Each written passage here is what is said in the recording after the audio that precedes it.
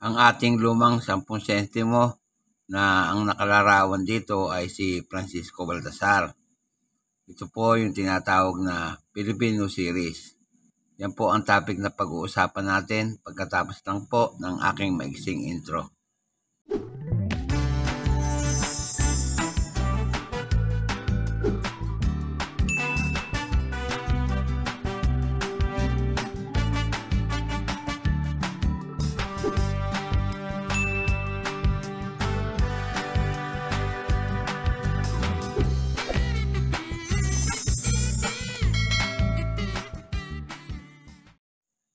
Magandang araw po sa inyong lahat, lalo na sa aking mga kabarya at kapwa-kolektor. Sa lahat ng mga senior citizen at mga silent viewer at sa mga kaibigan natin dyan, magandang araw po. Meron po tayong coins dito ngayon. Ang coins na 10 sentimo ni Francisco Baltasar. Pag-usapan po natin. Ang coins pong ito ay tinatawag na Filipino series. Yan po. Sa likod na bahagi po, makikita natin, o yung verse na bahagi, makikita natin ang coat of arms ng Pilipinas. Yan. Maganda ang ating coat of arms. May 3 star sa ibabaw, may araw, may agila at may leon. Yan po. Sa paikot ng panulat ay ang nakasulat ang Republika ng Pilipinas. Tapos po yung petsa ng pagkakagawa. Yan po. Reverse na bahagi naman ay makikita natin ang larawan ni Francisco Baltasar na nasa gitna. Ayan, no? Makikita ninyo pati ang salitang 10 sentimos. Tapos yung 10 sentimo nasa ilalim ng kanyang balikat. Ayan.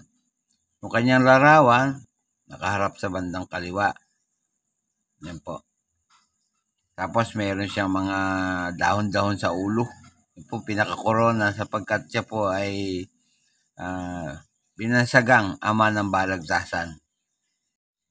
Kung titignan naman natin ang edge niya, reeded, ayan o. Ginawa po ang mga coins na yan sa Denver po, sa United States of America. Tsaka po sa San Francisco. Noong pong mga panahon na yan ay hindi pa gumagawa ng coins yung ating Bangko Sentral.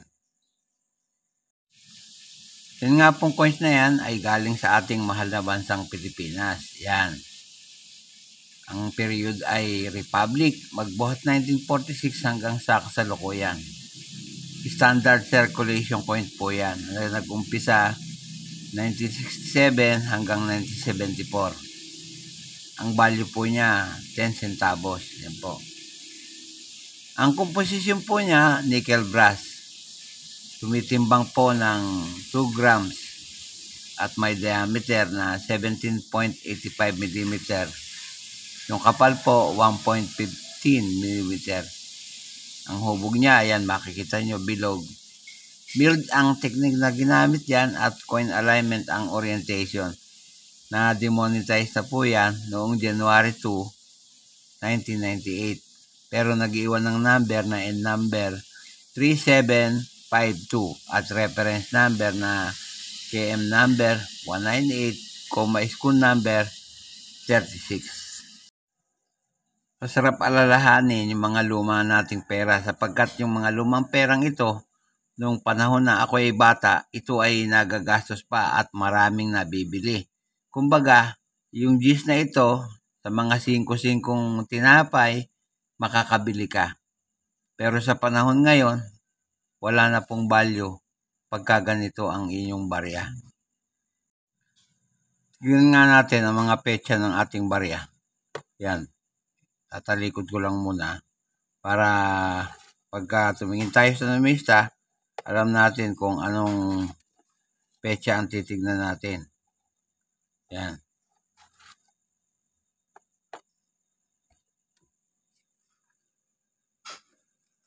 Ang petsa ng ating barya ay 1972, yan, 1974, at 1968. Yan po tatlo na yan ang babanggitin ko pag tumingin tayo dito sa numista. Yan po. Para po sa 1968, ang good po niyan ay 4 pesos 30 centavos. Pati yung very good, ganun din, 4 pesos 30 centavos. Yung fine po ay 6 pesos 20 centavos. Yung very fine at extra fine ay parehong 17 pesos. Yung almost uncirculated ay 18 pesos at yung uncirculated po ay 23 pesos. Po. Para po sa petsang 1972, yung good po niyan ay 12 pesos, pati yung very good at fine, very fine. Apat po sila pare-parehong 12 pesos.